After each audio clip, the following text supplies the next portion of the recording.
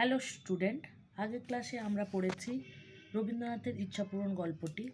আজকে তোমাদের সাথে আলোচনা করব ইচ্ছাপূরণ গল্পের প্রশ্ন উত্তর নিয়ে।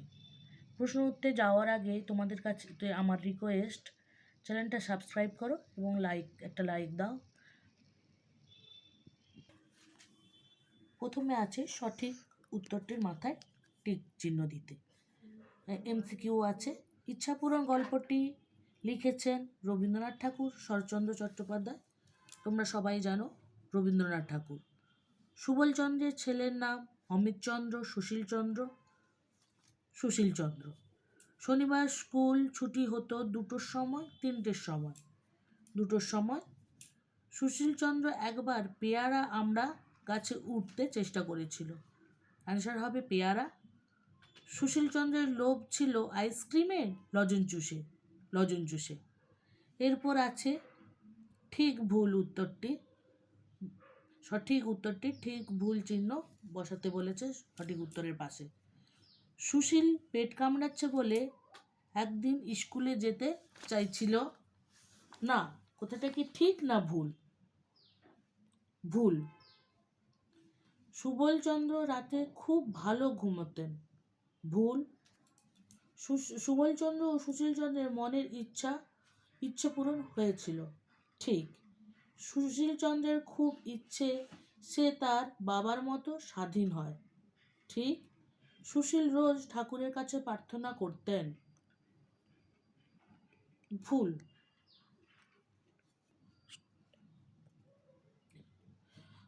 সুশীলচন্দ্রের বাবার নাম কি? উত্তর হবে সুশীলচন্দ্রের বাবার নাম সুবলচন্দ্র। গাছে চড়তে কার আর ইচ্ছে হয় না? গাছে চড়তে সুশীলচন্দ্রের এখন ইচ্ছে হয় না। সুশীলের সঙ্গীরা সুশীলকে দেখে ছুটে পালিয়েছিল কেন?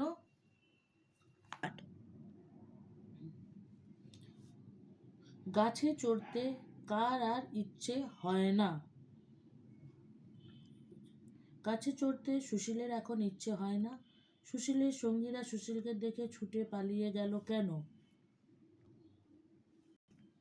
সঙ্গীরা সুশীলকে দেখে ছুটে পালিয়ে গেল কেন? সুশীল বর পাওয়ার পর সে বুড়ো সুশীলে পরিণত হয়েছে, তাই তার বন্ধুরা ছুটে পালিয়ে গেছিল। ইচ্ছা ঠাকুরনকে যিনি লোকের ইচ্ছা পূরণ বা মনস্কামনা পূরণ করে তাকে ইচ্ছা ঠাকুরন বলে। তিনি কি করতেন? তিনি লোকের মনের ইচ্ছা পূরণ করতেন। এবার সংক্ষিপ্ত প্রশ্ন বলেছে কি? সুশীল শনিবার কি কারণে স্কুলে যেতে চাইছিল না? সুশীল শনিবার স্কুলে যেতে চায়নি কারণ ওই দিন ওর স্কুলে ভূগোলের পরীক্ষা ছিল এবং ওই দিন সন্ধে বসুদের বাড়িতে বাজি পোড়ানো হবে, সেই কারণে সে স্কুলে যেতে চায়নি। সুশীলচন্দ্র ও সুবলচন্দ্রের কি ইচ্ছার কথা ইচ্ছা ঠাকুরন শুনেছিল? কি ইচ্ছার কথা? সুশীলচন্দ্র ও সুবলচন্দ্রের ইচ্ছার কথা ইচ্ছা ঠাকুরন শুনেছিল। সুশীলচন্দ্রের ইচ্ছা ছিল যে সে বাবা সুবলচন্দ্রের মতো বড় হলে বা বুড়ো হয়ে গেলে সে স্বাধীনভাবে সব কিছু করতে পারবে, কেউ তাকে কোনো কিছুতে বাধা দেবে না। আর সুশীলচন্দ্রের মনে হয়েছিল যে সে সুশীলচন্দ্রের মতো ছোট হবে, কারণ সে ছোটবেলা ফিরে পেলে ছোটবেলা বাবা মায়ের আদরের জন্য যে পড়াশোনাটা তা করতে পারেনি, এখন সে ছোট হয়ে সেই পড়াশুনোটা ভালো করে নেবে। সুবলচন্দ্র বাইরে একা বসে কি ভাবছিলেন? সুবলচন্দ্র বাইরে একলা বসে কি ভাবছিলেন? সুবলচন্দ্র একলা বাইরে বসে ভাবছিল যে ছোটবেলায় তার মা বাবা তাকে বেশি আদর দিয়েছেন, যার ফলে তার ভালো রকম পড়াশুনো হয়নি। এখন তাই সে যে ছেলেবেলা ফিরে পেলে কিছুতেই সময় নষ্ট না করে কেবল পড়াশোনা করবে। তারপরের প্রশ্ন আছে, সুশীলের সঙ্গীদের নাম কি?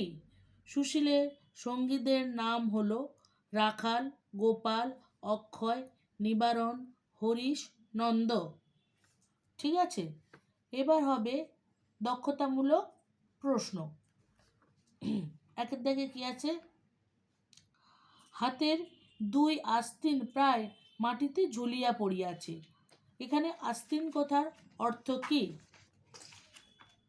আস্তিন কথার অর্থ হলো জামার হাতা।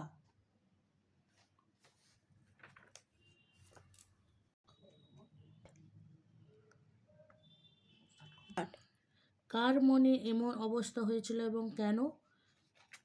সুবলচন্দ্রের এরকম অবস্থা হয়েছিল কারণ ইচ্ছা ঠাকুরানের কাছ থেকে বর পাওয়ার পর সে ছোট্ট বালকে পরিণত হয়, যার ফলে সে রাতে যে জামা কাপড়গুলো পরে শুয়েছিল সেগুলো সব বড় হয়ে যায় এবং মাটিতে লুটোতে থাকে।